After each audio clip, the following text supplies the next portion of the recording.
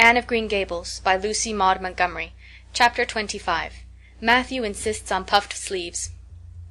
Matthew was having a bad 10 minutes of it. He had come into the kitchen in the twilight of a cold, gray December evening, and had sat down in the woodbox corner to take off his heavy boots, unconscious of the fact that Anne and a bevy of her schoolmates were having a practice of the Fairy Queen in the sitting-room. Presently they came trooping through the hall and out into the kitchen, laughing and chattering gaily.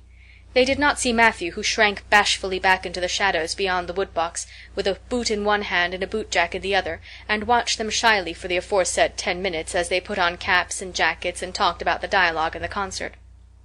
Anne stood among them, bright-eyed and animated as they, but Matthew suddenly became conscious that there was something about her different from her mates, and what worried Matthew was that the difference impressed him as being something that should not exist. Anne had a brighter face and bigger, starrier eyes and more delicate features than the others. Even shy, unobservant Matthew had learned to take note of these things. But the difference that disturbed him did not consist in any of these respects. Then in what did it consist? Matthew was haunted by this question long after the girls had gone, arm in arm, down the long, hard-frozen lane, and Anne had betaken herself to her books. He could not refer it to Marilla, who, he felt, would be quite sure to sniff scornfully and remark that the only difference she saw between Anne and the other girls was that they sometimes kept their tongues quiet, while Anne never did. This, Matthew felt, would be no great help. He had recourse to his pipe that evening to help him study it out, much to Marilla's disgust. After 2 hours of smoking and hard reflection, Matthew arrived at a solution of his problem. Anne was not dressed like the other girls. The more Matthew thought about the matter, the more he was convinced that Anne never had been dressed like the other girls, never since she came to Green Gables. Marilla kept her clothed in plain, dark dresses, all made after the same unvarying pattern. If Matthew knew there was such a thing as fashion in dress, it was as much as he did, but he was quite sure that Anne's sleeves did not look at all like the sleeves the other girls wore. He recalled the cluster of little girls he had seen around her that evening, all gay in waists of red and blue and pink and white, and he wondered why Marilla always kept her so plainly and soberly gowned. Of course it must be all right. Marilla knew best, and Marilla was bringing her up. Probably some wise, inscrutable motive was to be served thereby. But surely it would do no harm to let the child have one pretty dress, something like Diana Barry always wore. Matthew decided that he would give her one. That surely could not be objected to as an unwarranted putting in of his oar. Christmas was only a fortnight off. A nice new dress would be the very thing for a present. Matthew, with a sigh of satisfaction, put away his pipe and went to bed, while Marilla opened all the doors and aired the house.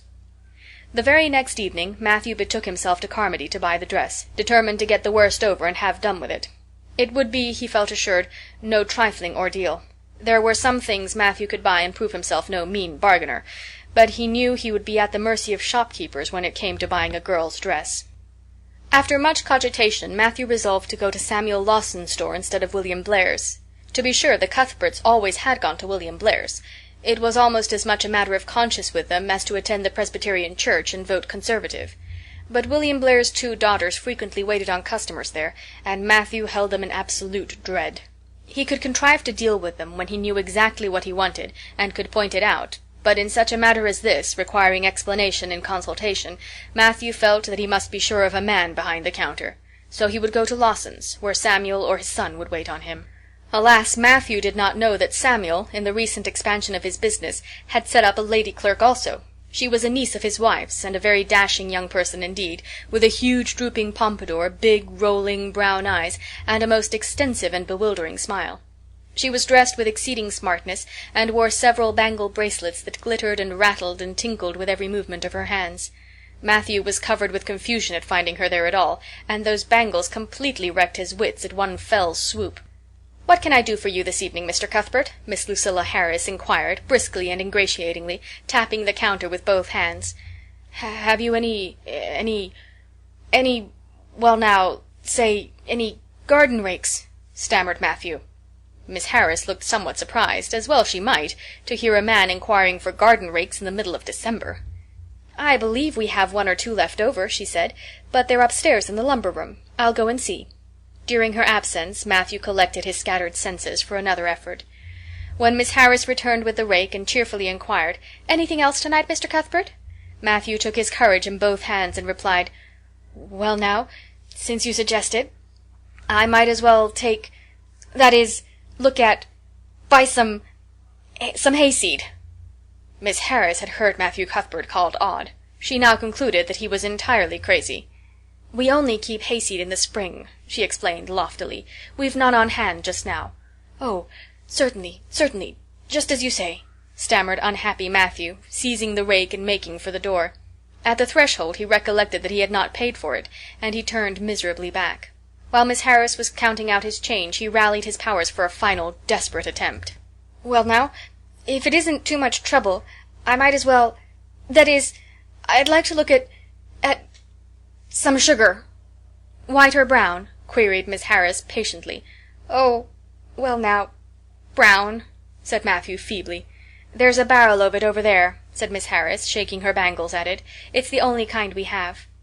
I'll take 20 pounds of it," said Matthew, with beads of perspiration standing on his forehead. Matthew had driven halfway home before he was his own man again.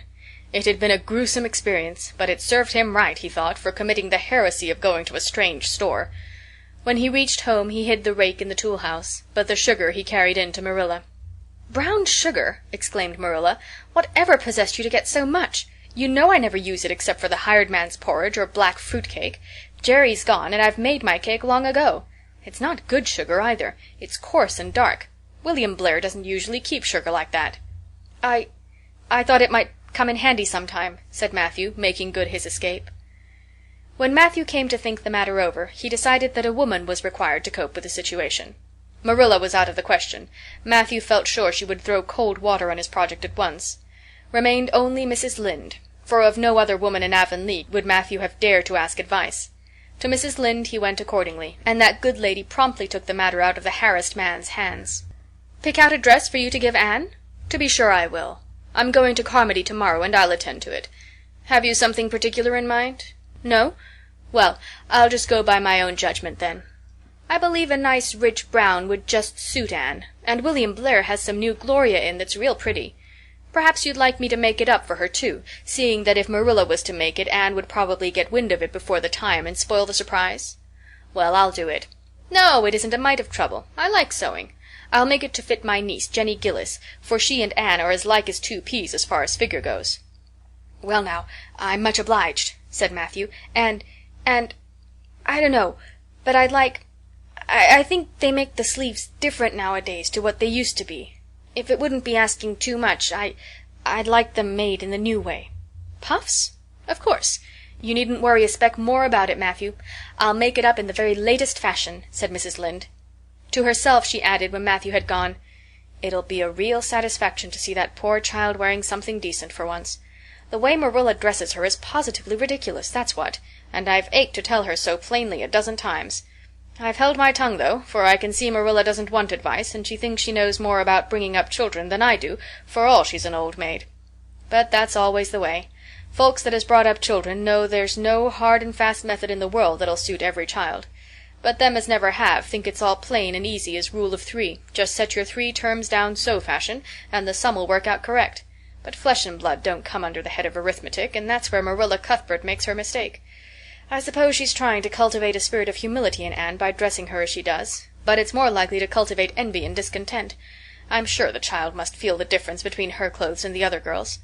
But to think of Matthew taking notice of it! That man is waking up after being asleep for over 60 years. Marilla knew all the following fortnight that Matthew had something on his mind, but what it was she could not guess until Christmas Eve, when Mrs. Lynde brought up the new dress. Marilla behaved pretty well on the whole, although it is very likely she distrusted Mrs. Lynde's diplomatic explanation that she had made the dress because Matthew was afraid Anne would find out about it too soon if Marilla made it. "So this is what Matthew has been looking so mysterious over and grinning about to himself for 2 weeks, is it?" she said, a little stiffly but tolerantly. "I knew he was up to some foolishness. Well, I must say I don't think Anne needed any more dresses. I made her 3 good, warm, serviceable ones this fall, and anything more is sheer extravagance. There's enough material in those sleeves alone to make a waist, I declare there is. You'll just pamper Anne's vanity, Matthew, and she's as vain as a peacock now. Well, I hope she'll be satisfied at last, for I know she's been hankering after those silly sleeves ever since they came in, although she never said a word after the first. The puffs have been getting bigger and more ridiculous right along. They're as big as balloons now. Next year anybody who wears them will have to go through a door sideways." Christmas morning broke on a beautiful white world. It had been a very mild December, and people had looked forward to a green Christmas, but just enough snow fell softly in the night to transfigure Avonlea. Anne peeped out from her frosted gable window with delighted eyes. The firs in the haunted wood were all feathery and wonderful. The birches and wild cherry trees were outlined in pearl. The plowed fields were stretches of snowy dimples, and there was a crisp tang in the air that was glorious. Anne ran downstairs singing until her voice re-echoed through Green Gables. "Merry Christmas, Marilla! Merry Christmas, Matthew! Isn't it a lovely Christmas? I'm so glad it's white. Any other kind of Christmas doesn't seem real, does it? I don't like green Christmases. They're not green. They're just nasty faded browns and grays. What makes people call them green? Why, Matthew, is that for me? Oh, Matthew!" Matthew had sheepishly unfolded the dress from its paper swathings, and held it out with a deprecatory glance at Marilla, who feigned to be contemptuously filling the teapot, but nevertheless watched the scene out of the corner of her eye with a rather interested air. Anne took the dress and looked at it in reverent silence. Oh, how pretty it was! A lovely soft brown gloria with all the gloss of silk. A skirt with dainty frills and shirrings, a waist elaborately pin-tucked in the most fashionable way, with a little ruffle of filmy lace at the neck. But the sleeves, they were the crowning glory. Long elbow cuffs, and above them 2 beautiful puffs, divided by rows of shirring and bows of brown silk ribbon. "That's a Christmas present for you, Anne," said Matthew shyly. Why, Anne, don't you like it?" Well now. For Anne's eyes had suddenly filled with tears. "Like it? Oh, Matthew!" Anne laid the dress over a chair and clasped her hands. "Matthew, it's perfectly exquisite. Oh, I can never thank you enough. Look at those sleeves. Oh, it seems to me this must be a happy dream." "Well, let's have breakfast," interrupted Marilla. "I must say, Anne, I don't think you needed the dress, but since Matthew has got it for you, see that you take good care of it. There's a hair ribbon Mrs. Lynde left for you. It's brown, to match the dress. Come now, sit in." "I don't see how I'm going to eat breakfast," said Anne rapturously. "Breakfast seems so commonplace at such an exciting time. I'd rather feast my eyes on that dress. I'm so glad that puffed sleeves are still fashionable. It did seem to me that I'd never get over it if they went out before I had a dress with them. I'd never have felt quite satisfied, you see. It was lovely of Mrs. Lynde to give me the ribbon, too. I feel that I ought to be a very good girl indeed. It's at times like this I'm sorry I'm not a model little girl, and I always resolve that I will be in future. But somehow it's hard to carry out your resolutions when irresistible temptations come. Still, I really will make an extra effort after this." When the commonplace breakfast was over, Diana appeared, crossing the white log bridge in the hollow, a gay little figure in her crimson ulster. Anne flew down the slope to meet her. "Merry Christmas, Diana! And oh, it's a wonderful Christmas! I've something splendid to show you. Matthew has given me the loveliest dress, with such sleeves! I couldn't even imagine any nicer." "I've got something more for you," said Diana breathlessly. "Here, this box. Aunt Josephine sent us out a big box with ever so many things in it, and this is for you. I'd have brought it over last night, but it didn't come until after dark, and I never feel very comfortable coming through the haunted wood in the dark now." Anne opened the box and peeped in. First a card with "For the Anne girl and Merry Christmas" written on it, and then a pair of the daintiest little kid slippers with beaded toes and satin bows and glistening buckles. "Oh," said Anne. "Diana, this is too much. I must be dreaming." "I call it providential," said Diana. "You won't have to borrow Ruby's slippers now, and that's a blessing, for they're 2 sizes too big for you, and it would be awful to hear a fairy shuffling. Josie Pye would be delighted. Mind you, Rob Wright went home with Gertie Pye from the practice night before last. Did you ever hear anything equal to that?" All the Avonlea scholars were in a fever of excitement that day, for the hall had to be decorated and a last grand rehearsal held. The concert came off in the evening and was a pronounced success. The little hall was crowded, all the performers did excellently well, but Anne was the bright particular star of the occasion, as even envy in the shape of Josie Pye dared not deny. "Oh, hasn't it been a brilliant evening?" sighed Anne when it was all over, and she and Diana were walking home together under a dark, starry sky. "Everything went off very well," said Diana practically. "I guess we must have made as much as $10. Mind you, Mr. Allen is going to send an account of it to the Charlottetown papers." "Oh, Diana, will we really see our names in print? It makes me thrill to think of it. Your solo was perfectly elegant, Diana. I felt prouder than you did when it was encored. I just said to myself, it is my dear bosom friend who is so honored. Well, your recitations just brought down the house, Anne.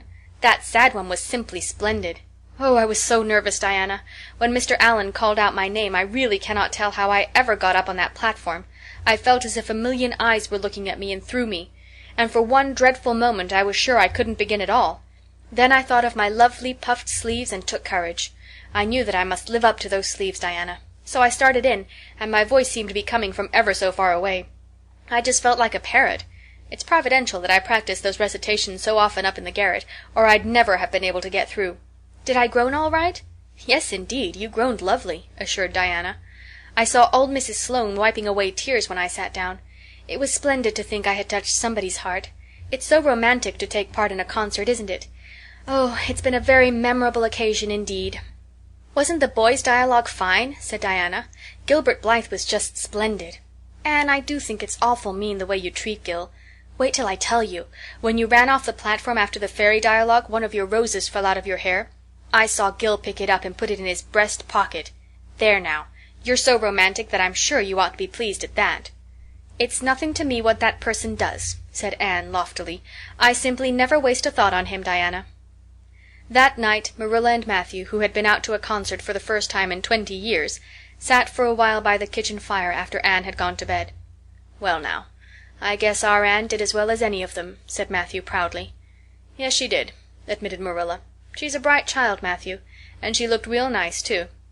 I've been kind of opposed to this concert scheme, but I suppose there's no real harm in it after all. Anyhow, I was proud of Anne tonight, although I'm not going to tell her so. Well now, I was proud of her, and I did tell her so 'fore she went upstairs, said Matthew. We must see what we can do for her some of these days, Marilla. I guess she'll need something more than Avonlea school by and by. There's time enough to think of that, said Marilla. She's only 13 in March. Though tonight it struck me she was growing quite a big girl. Mrs. Lynde made that dress a mite too long, and it makes Anne look so tall. She's quick to learn, and I guess the best thing we can do for her will be to send her to Queen's after a spell. But nothing need be said about that for a year or two yet. Well now, it'll do no harm to be thinking it over off and on, said Matthew. Things like that are all the better for lots of thinking over. End of chapter 25.